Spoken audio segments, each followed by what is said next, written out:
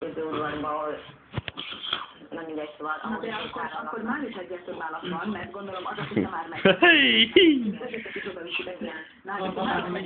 Nem, most én nem megyek, mert holnap. Hát, nem, mert az kint van a testen. Oda meg azért valamit kell egy nagy testi, hogy...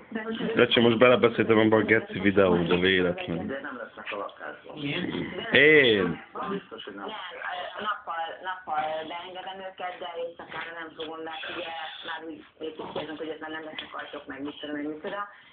Most nem, abból igaza van, én is felállítom, akkor te leszekteljen a gondolat, hogy belülök annyi órán mondjuk, például. Jó, tehát akkor nem lesz ebből kenyértörés.